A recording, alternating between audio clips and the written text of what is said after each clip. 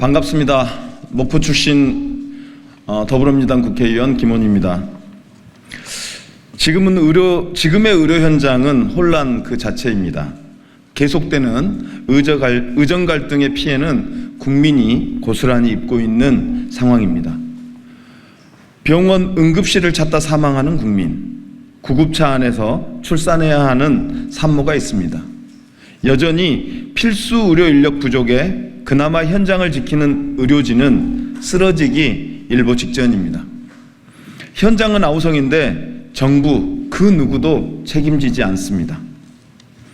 이런 와중에 여야 의정 협의체 구성 논의가 이루어지고 있습니다. 진심으로 환영합니다. 여야 의정 협의체에 간곡히 전할 말씀이 있어 오늘 기자회견을 열게 되었습니다. 여야 의정 협의체에 목포 시민 여러분의 절박한 호소를 전달하고자 이 자리에 섰습니다. 목포 시민들은 지난 34년간 긴 시간 동안 의과대학 신설을 염원해 왔습니다. 17개 광역시도 중 유일하게 의과대학이 없는 지역이 바로 전라남도 지역이기 때문입니다. OECD 평균 인구 1,000명당 활동 의사 수는 3.7명입니다. 우리나라는 2.6명에 그치고 있습니다.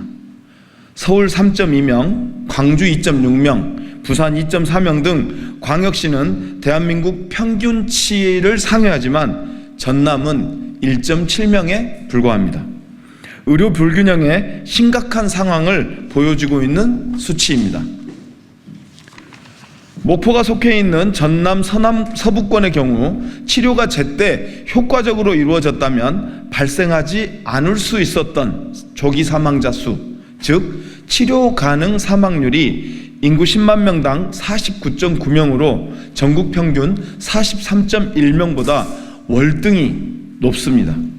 뿐만 아니라 중증 입원 환자의 관내 의료 이용률이 전국 평균 64.1%인데 반해 전남 서부는 41.7%로 20% 가까이 낮습니다.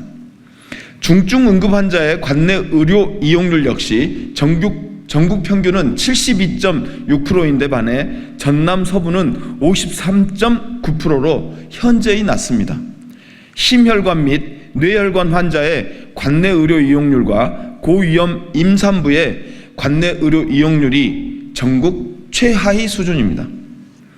이러한 이유로 목포 시민은 지난 34년간 의대 신설 운동에 헌신하며 목포대 의대 유치를 추진해 왔습니다. 2019년 교육부가 시행한 목포대학교 의과대학 설립 타당성 조사 연구 결과에 따르면 비용 편익 분석이 1.7, 의대와 대학병원 설립으로 인한 생산 유발 효과 2조 4천억 원, 직간접 고용 유발 효과는 2만 3천여 명으로 경제성이 탁월한 것으로 입증되었습니다. 이처럼 열악한 의료격차 현실, 이를 타개하기 위한 목포 시민의 간절한 외침을 알고 있기에 저는 보건복지위원으로 활동하면서 의사정원 확대, 지역의사제 시행, 그리고 목포대 의대 신설 문제를 누구보다 적극적으로 주장해 왔습니다. 덕분에 기승전 목포 의대라는 별명을 얻기도 했습니다.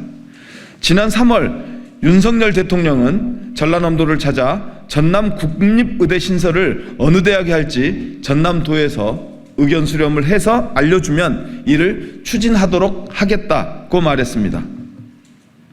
대통령의 발언 이후 전라남도는 전남권 의대 신설을 위해 정부 추천 용역을 추진하는 등 모든 역량을 다해 의과대학 유치를 위해 동분서주하고 있습니다.